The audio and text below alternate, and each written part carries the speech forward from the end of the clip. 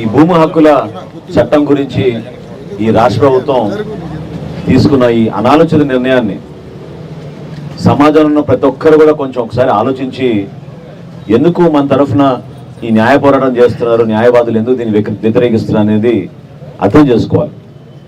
వాస్తవ పరిస్థితులకు విరుద్ధంగా వీళ్ళు చేస్తున్న దౌర్జన్యాలు, క్షేత్రస్థాయిలో భూ కబ్జాలు, ఇటువంటి అంశాలపైన వాళ్ళు రాజకీయ నేపంతో, రాజకీయ కోణంతో వీళ్ళు తీసుకొచ్చిన ఈ చట్టం తప్ప సామాన్యుడికి ఇంకా ప్రొటెక్షన్ ఇవ్వాలి, తన ఆస్తులకి గౌరవం ఉంటుంది, ఒక పద్ధతి ఉంటుంది, ప్రొసీజర్ ఉంటుంది, ఆ ప్రొసీజర్ ఫాలో అయ్యే విధంగా ఎవరు దానికి విరుద్ధంగా వెళ్ళలేరనే భరోసా మాత్రం ఈ చట్టం కల్పించడం లేదు. దాన్ని దయచేసి ప్రతి ఒక్కరు కూడా గమనించాలి. ఎందుకంటే 563 సివిల్ కోర్టులు మనం ఏర్పాటు చేసుకున్నాం. అదొక వ్యవస్థ.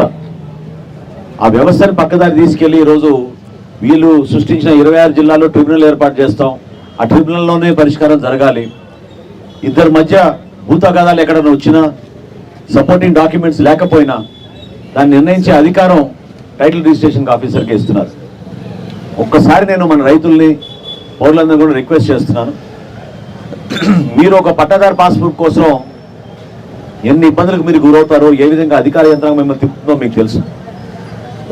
రాజకీయ వ్యవస్థ దాన్ని ప్రశ్నించడానికి లేకపోతే పూర్తి స్థాయిలో మీకు న్యాయం జరగదు. దాన్ని వ్యతిరేకించాల్సిన అవసరం ఖచ్చితంగా ఉంది. ఎట్టి పరిస్థితుల్లో కూడా ఈ చట్టాన్ని విత్డ్రా చేయాలి.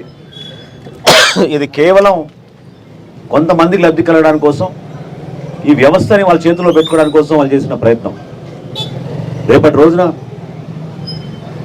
కొత్త ప్రభుత్వం ఏర్పడిన తర్వాత జనసేన పార్టీ, తెలుగుదేశం పార్టీ కలిసి ఈ చట్టాన్ని ఖచ్చితంగా GO 512ని అబెయన్స్లో పెట్టి ప్రతి ఒక్కరికి ఇందులో కన్సల్టేషన్ చేసి ఇంకా మెరుగైన పరిపాలన అందించే విధంగా మేము చేస్తాం తప్ప ఇటువంటి అనవసరమైన చట్టాలు తీసుకొస్తే మాత్రం ఈ రాజకీయ వ్యవస్థ కూడా దాన్ని ప్రశ్నించాల్సిన బాధ్యత మా అందరిపైన ఉంటుంది.